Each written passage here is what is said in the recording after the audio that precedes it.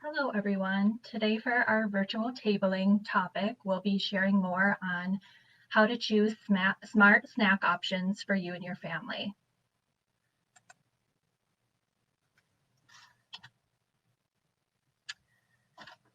So there is a place for snacks and a healthy eating pattern. We know that snacks can help boost our energy in between meals, and they also supply essential vitamins and minerals. You can really think of snacks as mini meals that contribute to nutrient-rich foods in our diet. So choosing a healthy snack can help you and your family stay at a healthy weight. So snacks for people who are less active should be around 200 calories or less, while to fuel more active people, you can aim for around 300 calories per serving. So remember that the foods that we eat supply our bodies with calories, which is energy that we need to live and stay healthy. So the calories in the food that we eat provide that energy, but when we consume too many calories, this can lead to weight gain. So excess calories in our diet are stored as body fat. And although we do need some stored fat to stay healthy, too much fat can lead to obesity and increase our risk for chronic conditions like diabetes as well as heart disease. So when choosing snacks, we want to make sure that we're getting a good variety from all the different food groups, including grains, fruits, vegetables, dairy, and protein food groups. And then eating different combinations of different food groups can really help increase our nutrient variety, and it can also help with increasing our satiety and helping curb any type of hunger pains. So our first tip here when snacking is to try to snack when we're hungry, only when we're hungry. So we want to avoid eating out of boredom or for any emotional reasons, which can increase our risk of gaining weight. So intuitive eating is a term that is used to describe listening to our body for hunger cues in order to eat when we're hungry and then be able to stop when we're full. So this means that acknowledging our bodies are the experts and we need to listen to our bodies in regards to our hunger cues. So however, most of us know that this is easier said than done. And when striving to eat intuitively, what we can do is try to rank our hunger on a scale. So rating your hunger before reaching for a snack can help prevent mindless eating and encourage that mindful or intuitive eating. So on this scale here, you can see that the 1 to 3 range is feeling empty or uncomfortably or extremely hungry, where the 3 to 6 range is feeling pretty hungry to satisfied. And then the 6 to 7 range is feeling pretty satisfied to completely satisfied. And then when we get to that 8 to 10 range, we're feeling uncomfortably full and overly stuffed. So the goal here is to kind of live within that 3 to 7 range where we're feeling pretty hungry to fully satisfied. And by avoiding eating when we're in this 1 to 3 area can prevent us from overeating. And at the same time, we want to avoid eating during this 8 to 10 period to avoid feeling overly stuffed and uncomfortable. So there's different tricks or tips you can try to kind of occupy your mind too to avoid emotional eating. So for example, you may want to walk the dog or read a book. You could even try gardening. Second tip here is to have snacks planned and portioned out ahead of time. So portion control is important to keep in mind. Having, for example, a single serving container of yogurt ready to go in your fridge, or maybe a small serving of nuts in a bowl can all kind of help portion out your snacks so you're not eating excessive amounts. We need to be mindful that if we're eating directly out of a package or a container, oftentimes there's multiple servings within a package, and that can lead to overeating. Planning snacks ahead of time help keep a variety of nutritious, ready-to-eat supplies on hand and really can help support and encourage those healthy snack habits. The nutrition facts label can be really useful in helping us guide and select healthier snacks. So again, in terms of calories, so we want to try to keep it around that 200 to 300 calorie range. Another important thing to be aware of on the nutrition facts label is the serving size as well as the servings per container. So for example, with this food item here, you can see a serving size is 1.5 cups and there's 4 servings per container. So if we eat half of this container, so about 3 cups, we're taking in 480 calories, which would put us over that healthy snack range. So we always want to be mindful of the serving size as well as the number of servings in the food items. To limit nutrients such as saturated fat, sodium, and added sugar in our diet. We know that diets high in saturated fat are linked to increased risk of developing cardiovascular disease, while diets high in sodium are associated with increased risk of developing high blood pressure. And then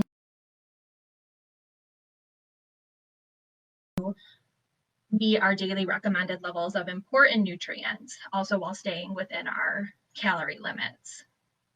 So another place you can look here on the nutrition label is at the percent daily value column here on the far right. The percent daily value is the percentage of the daily value for each nutrient in a serving size of the food that you're eating. So when we're trying to limit saturated fat, sodium, and added sugar, we want to look for 5% of our daily value or less for it to be considered a healthy option.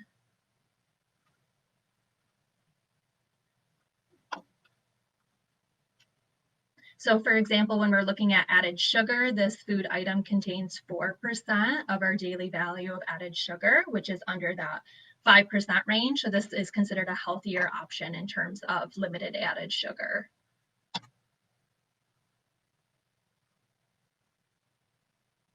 Here are some examples of healthy snacks, all under 100 calories or less. So you could try combining 2 different food groups here to kind of get in that 200 calorie range, which is recommended. So for example, you might want to try pairing a banana with a 6-ounce serving of yogurt, or you could try pairing some celery sticks with a tablespoon of peanut butter. And something else you could try is a serving of the whole wheat crackers, 4 whole wheat crackers with an ounce of the low-fat cheddar cheese.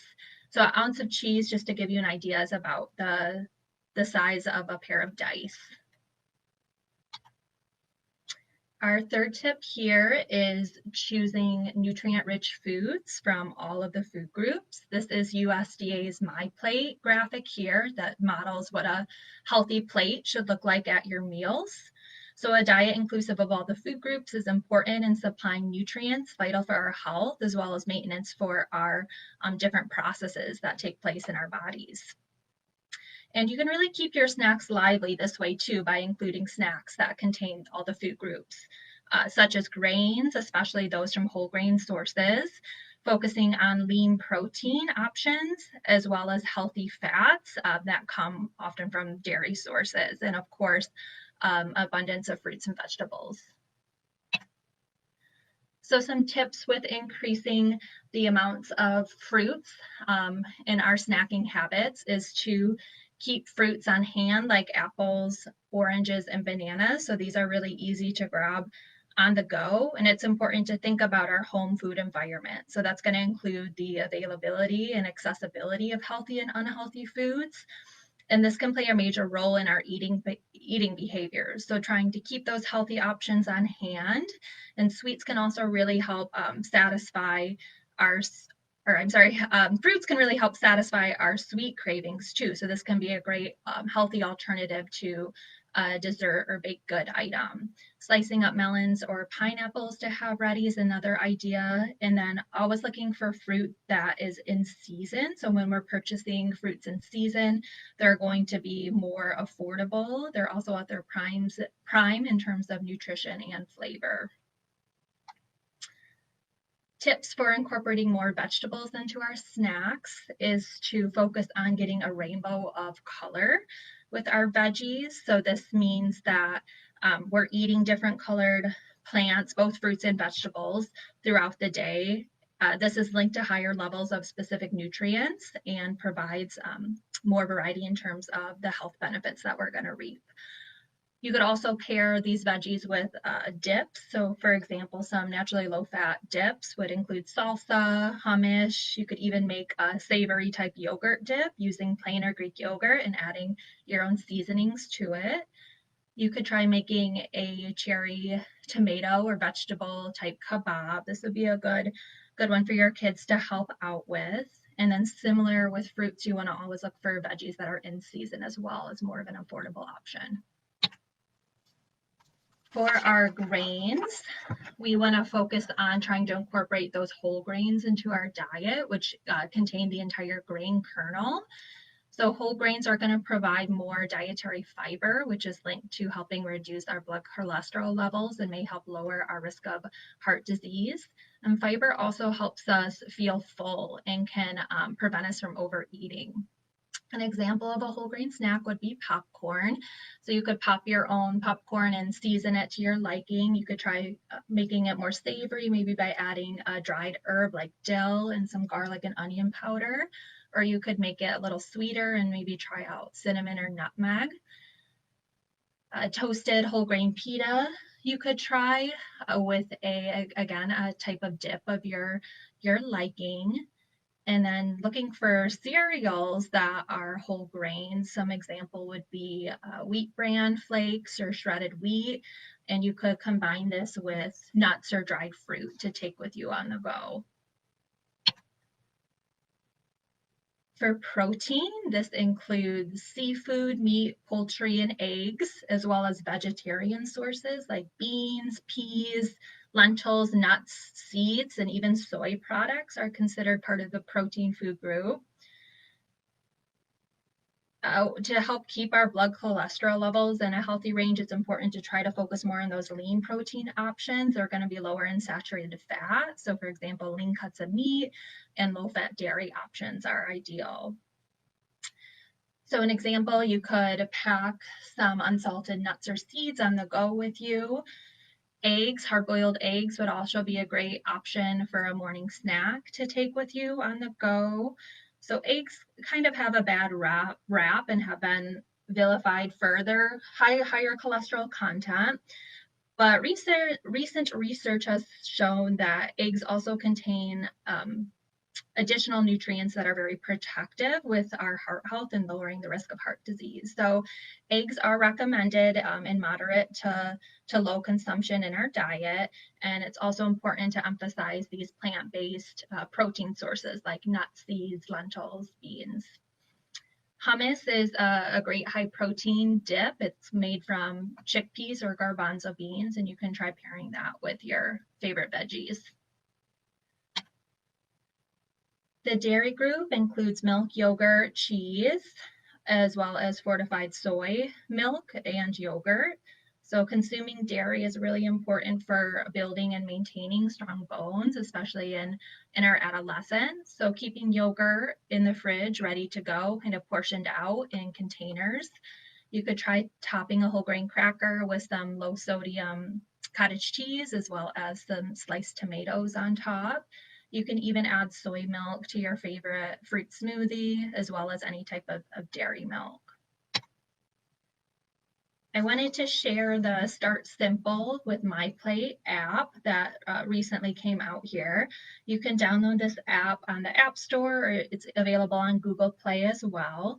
So the Start Simple app is there to help you meet your healthy eating goals one at a time.